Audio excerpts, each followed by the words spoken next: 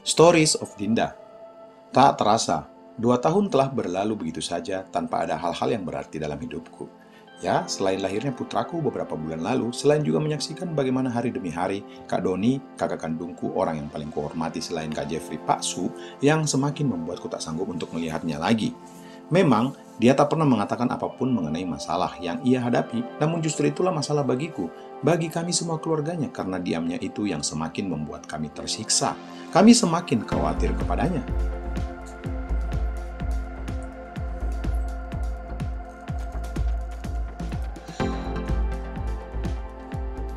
Memang awalnya kami mengira kesedihan yang terpendam darinya disebabkan oleh pengkhianatan yang dilakukan oleh Kak Marisa, mantan istrinya, mantan kakak iparku. Namun semakin kesini aku kok nggak yakin kalau perubahan yang terjadi terhadap Kak Doni benar-benar disebabkan oleh masalah itu.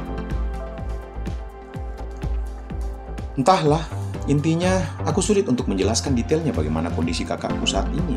Kelihatan dari luar ia memang baik-baik saja. Ia memang menjalani kesehariannya dengan beribadah dan beribadah. Tentu saja tanpa melupakan kewajibannya sebagai seorang kakak dan juga seorang ayah buat ponakan cantik dan cerewetku si Ica. Ting tong.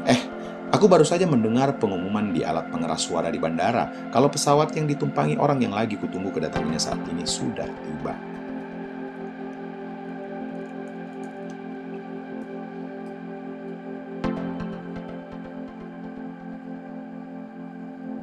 Nanti aku kembali ya, nanti aku jelaskan lagi panjang kali lebarnya mengenai Kak Doni, karena sekarang waktunya buat menjemput si nenek sihir yang baru saja kembali dari mengambil S3-nya di Oxford.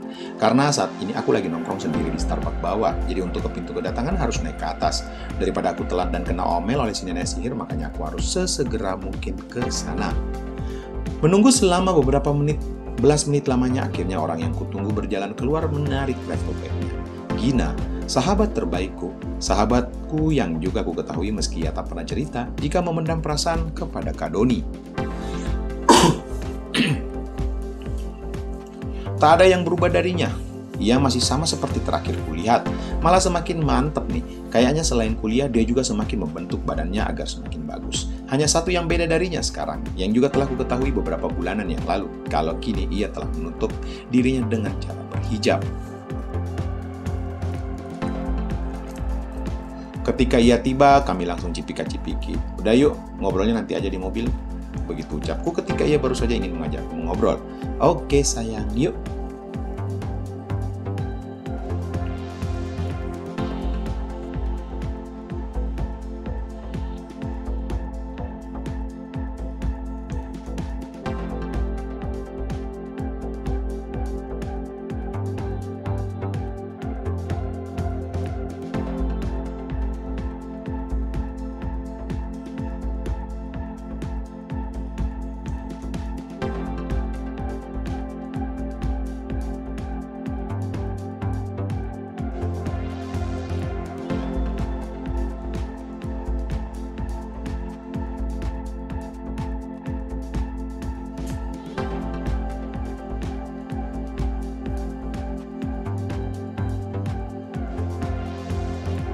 Assalamualaikum warahmatullahi wabarakatuh. Pak Doni, apa kabar Pak? Semoga sehat selalu dan rezeki Bapak makin berlimpah. Amin.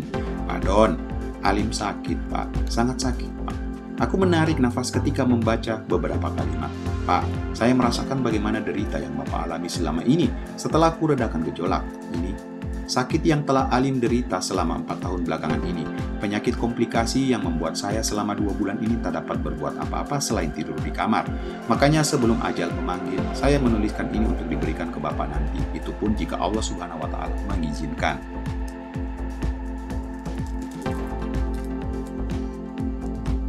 Pertama-tama, Alim ingin sekali bertemu dengan Bapak untuk mengucapkan rasa terima kasihku yang sedalam-dalamnya atas kebaikan dan ketulusan Bapak ketika membantu kami sekeluarga. Tapi Alim sadar, mungkin bertemu dengan Bapak saat ini di saat saya menuliskan surat ini buat Bapak adalah kesulitan bagi saya, bagi kami, apalagi Asifah istri saya melarang agar kami bertemu. Pasti ketika Bapak membaca surat saya ini sampai sini, Bapak akan mengira saya marah kan? Marah karena Allah Subhanahu wa Ta'ala telah menakdirkan kita harus melewati ini semua, menakdirkan kehadiran Aska di tengah-tengah hidup kita, sakit. Sumpah demi Allah, tidak Pak. Saya berani bersumpah, justru saya bahagia mendapatkan titipan yang begitu berharga dari Bapak. Di sisa umur saya yang tak banyak ini, alhamdulillah bisa merasakan bagaimana rasanya memiliki seorang putra seperti Aska. Saya juga meminta maaf atas kelancangan saya memberikan nama belakang Aska, memakai nama belakang Bapak. Saya pernah ingin mampir di rumah Bapak 3 bulan setelah kita bertemu di Makassar, kalau saya nggak salah ingat. 2 hari setelah Asifa, istri saya, berterus terang dan berlutut memohon ampun ke saya atas kejadian Bapak dan istri saya di rumah Bapak.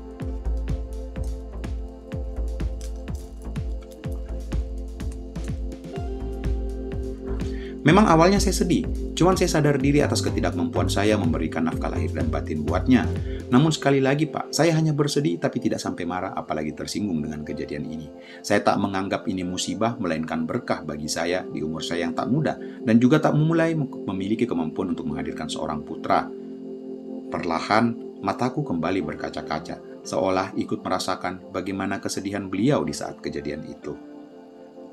Sebelum lanjut, bantu tekan tombol subscribe ya teman-teman ya, agar saya semangat untuk mengupload cerita-cerita lain selanjutnya. Jika sudah, terima kasih. Serta saya doakan semoga teman-teman sehat selalu dan diberi rezeki yang berlimpah. Amin. Kembali ke kejadian di saat 2 hari setelah pengakuan istri saya, maka saya pun berencana untuk memohon kepada Bapak agar anak dalam kandungan istri saya biarlah saya yang merawatnya, biarlah saya yang membesarkannya di hidup sisa saya ini. Karena sejujurnya Asifah pun tak pernah kusampaikan jika dokter sudah memvonis hidup saya tak lebih lama. Di hari pertama kami tiba di Jakarta, awalnya saya mengajak Asifah berdua ke rumah Bapak, namun ia melarang saya dan mengatakan ia sendiri yang akan bertemu dengan Bapak. Namun rupanya nasib kami di hari pertama mendapatkan sedikit masalah. Kami dilarang masuk oleh penjaga di perumahan tempat Bapak tinggal, begitu kata Asifah ketika ia kembali dan kutanya apakah sudah bertemu. Jadi, wanita yang diceritakan oleh para di pos penjaga adalah sang bidadari. Sungguh, perasaanku semakin tercampur aduk, penyesalan kembali menyerang, namun aku berusaha untuk menahan agar aku tak terbawa emosi, yang pada akhirnya membuatku terlibat masalah kembali.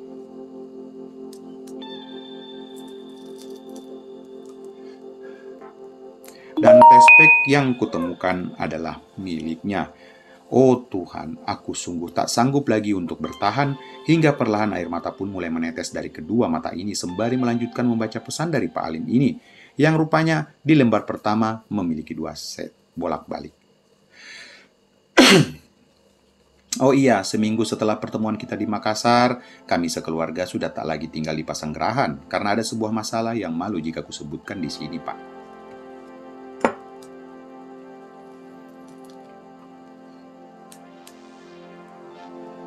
Kembali ke waktu kami berkunjung ke Jakarta, kami akhirnya memutuskan untuk tinggal beberapa hari, hanya menumpang tinggal di rumah Allah, Pak, karena uang yang kami bawa terbatas, hanya untuk digunakan buat bayar ongkos pulang pergi.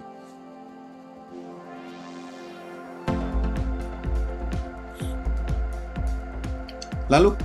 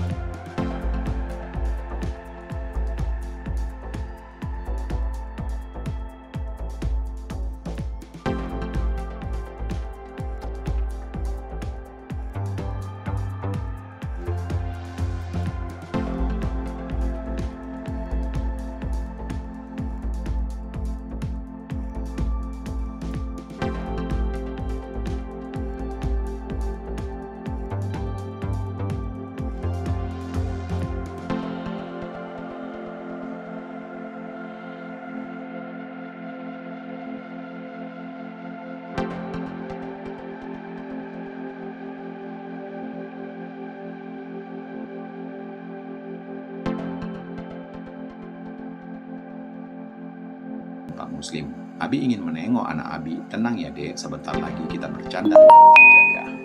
Pak Muslim berbisik di perut Yana. Stop Abi, ini anak Abbas bukan anak Abi. Yana mendelik tegas. Pak Muslim hanya terkekeh melihat menantunya marah, terlihat makin cantik dan menggoda. Kamu bertahun-tahun bersama Abbas, nggak pernah dok. Giliran di sama Abi-nya sebulan aja langsung tuh. Pak Muslim tertawa penuh percaya diri. Yana harus mengakui apa yang diutarakan mertuanya itu adalah benar adanya. Yana berusaha melemparkan tatapan matanya ke arah lain, sedangkan Pak Muslim perlahan. Sebelum kita lanjut, bantu tekan tombol subscribe dan like video ini, serta share ke sosial media teman-teman, agar saya semangat untuk mengupload cerita-cerita lainnya. Jika sudah, terima kasih, serta saya doakan semoga teman-teman sehat selalu dan diberi rezeki yang berlimpah. Amin. Setahun kemudian, Yana akhirnya melahirkan seorang bayi laki-laki yang tentu saja wajah anak itu amat sangat mirip dengan Abbas. Sedangkan Abbas sendiri tentunya amat sangat mirip dengan Pak Muslim, ayah kandungnya. Semua berjalan dengan baik, kemeriahan, kebahagiaan, dan keceriaan menghias rumah mereka, keluarga mereka. Namun, satu yang tak diketahui oleh mereka kecuali yang melakoninya selama ini jika putra Yana adalah putra Pak Muslim. Atau jika ingin lebih pusing lagi mengenai status tersebut, putra yang diberi nama Raihan itu adalah anak Yana hasil dari hubungannya dengan Pak Muslim. Raihan artinya adik Abbas, tapi Abbas adalah suaminya Yana. Jadi artinya Raihan secara kasat pasar cucu Pak Muslim. Pusing kan? Cucu atau anak sama aja. Mereka menyembunyikan rahasia ini entah sampai kapan akan terbongkar. Abbas juga di luar sana makin bersama Yudi. Sedangkan Yana tentu saja semakin dengan Pak Muslim. Inilah kisah kacau di kehidupan mereka. Intinya semua bahagia, semua senang sampai kapan entahlah, biar rahasia petualangan mereka ini tersimpan rapat-rapat hingga waktu yang tak terhingga berakhir.